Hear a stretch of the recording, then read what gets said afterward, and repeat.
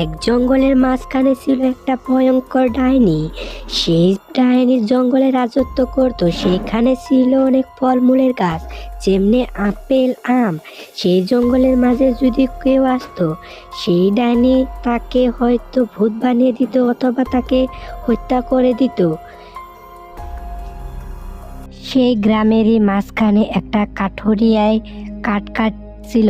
সেই কাঠুরিয়া কাঠ কেটে অনেক ক্লান্ত হয়ে গিয়েছিল এবং তার অনেক ফুক লেগে গেছিল। সেই জন্য সে তেওর কাঠগুনা মাথায় মধ্যে বাঁধে সে বাড়িতে যাওয়ার জন্য রওনা দিল।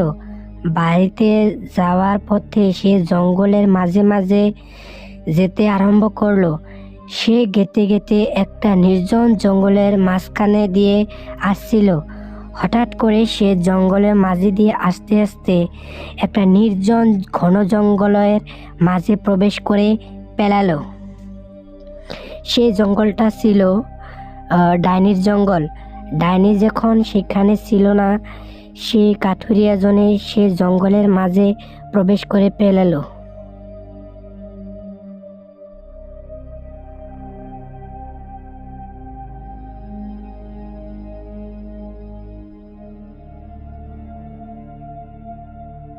মাথায় থেকে কাঠের বোঝাটা নামিয়ে সে অনেক ক্লান্ত হয়ে গেছিল। সেজন্যে সে সেখানে দাঁড়িয়ে ফলমূলগুলো দেখতে থাকলো এবং মনে মনে ভাবতে আরম্ভ করলো, আরে এখানে দেখি অনেক ফলমূলের গাছ আছে, আমারও অনেক ভুক লেগে গেছে। এখানে অনেক আপেল গাছ, আম গাছ, সব গাছই দেখি এখানে আছে। আমার ক্ষুধার্তটা এখন এখানেই পূরণ করতে পারবো। আমি এখান থেকে 2টা আপেল এবং 2টা আম খাবো। কিন্তু এইসব কার আম কার আপেল, আরে যারে হোক না কেন, আমার এইসব নিয়ে কি? আমি এখন এসব খাবো, আমার পেটের ক্ষুধা মেটাবো এখন এসব খেয়ে।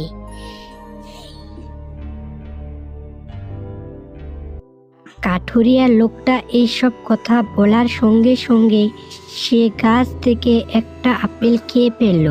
আপেল খেয়ে ফেলার সঙ্গে সঙ্গে সেইখানে সে ভয়ঙ্কর ডাইনিটা এসে পড়ল।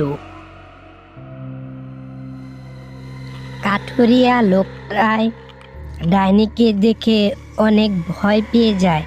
ভয় পেয়ে সে নিজের উপরে জ্ঞান রাখতে না পেরে সে সেইখানেই অজ্ঞান হয়ে পড়ে যায়। তারপর সে কাঠুরিয়া জনের বউটাই তাকে জঙ্গলে থেকে উঠিয়ে এনে বাড়িতে বিছনার উপরে শুয়ায় রাখে।